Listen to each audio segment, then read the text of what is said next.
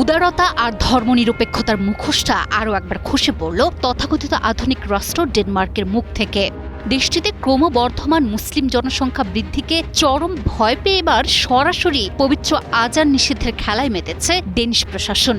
হিজাব নেকাবের পর দিনে মাত্র কয়েক মিনিটের আজানের শব্দেই নাকি এখন তাদের অস্তিত্বের সংকট দেখা দিয়েছে।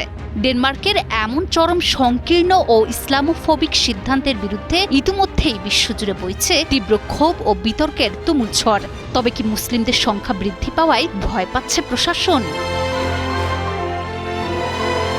হিজাব ও নেকাব নিষিদ্ধের পর এবার ইউরোপের দেশ ডেনমার্কে নিষিদ্ধ হতে যাচ্ছে পবিত্র আজানের ধ্বনি। হ্যাঁ, ঠিকই শুনেছেন, ডেনমার্কের আকাশ বাতাস থেকে ইসলামের এই পবিত্র আহ্বানকে চিরতরে মুছে দেওয়ার এক চরম বিতর্কিত ও উস্কানিমূলক পরিকল্পনা করছে দেশটির সরকার।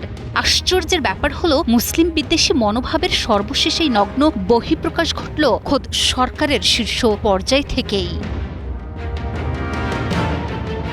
ডেনমার্কের অভিবাসন মন্ত্রী মর্তেন বোদস্কভের এক সাক্ষাৎকারকে কেন্দ্র করে এই মুহূর্তে তোলপাড় পুরো বিশ্ব। ড্যানিশ সংবাদ সংস্থা রিটজাউকে দেয়া এক সাক্ষাৎকারে ডেনমার্কের অভিবাসন মন্ত্রী বোদস্কভ সরাসরি ঘোষণা করেছেন, ডেনমার্কের বাড়িঘরের ছাদ থেকে আজানের ধ্বনি শোনা যাওয়া উচিত নয়। ক্রাঞ্চি রোলের ভিতর চকলেট ক্রিমের filling, all time cream roll, মুখে দিতেই স্পেশাল ইনসাইড। সাক্ষাৎকারে তার এই মন্তব্য কেন্দ্র করে এই মুহূর্তে তোলপাড় পুরো বিশ্ব। প্রশ্ন উঠেছে, কেন এই চরম অবস্থান? তবে এই অবস্থানের কথা নিজেই পরিষ্কার করেছেন মন্ত্রী নিজেই।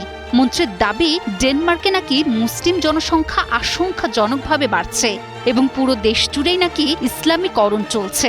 আর এই ইসলামীকরণ রুখতেই দেশ জুড়ে আজান নিষিদ্ধের বিষয়টি গুরুত্বের সাথে বিবেচনা করছে মেটে ফ্রেডেরিকসেনের সরকার। অভিবাসন মন্ত্রীর বিতর্কিত মন্তব্য এখানেই শেষ হয়নি। তিনি চরম ঔদ্ধত্য দেখে আরো বলেছেন, ডেনমার্কে চলাফেরা করতে গিয়ে কারো যেন মনে না হয় যে তারা ইসলামের কোনো উপশহরে বাস করছেন।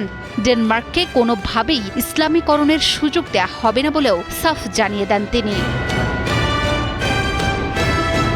তবে প্রশ্ন হচ্ছে, চাইলেই কি ডেনমার্ক সরকার আজান বন্ধ করতে পারবে?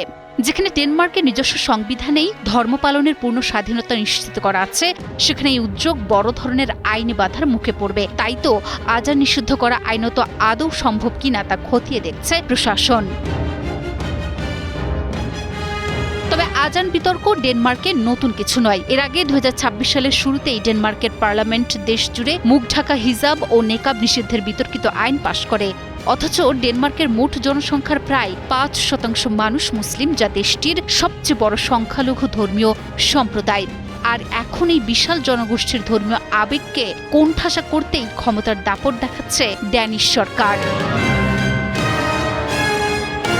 সংবিধানে তোয়াক্কা না করে ধর্মীয় স্বাধীনতাকে বুড়ো আঙুল দেখিয়ে ডেনমার্কের এই আজান নিষিদ্ধের পরিকল্পনা শেষ পর্যন্ত কোন দিকে মোড় নেয়, সেটাই এখন দেখার বিষয়।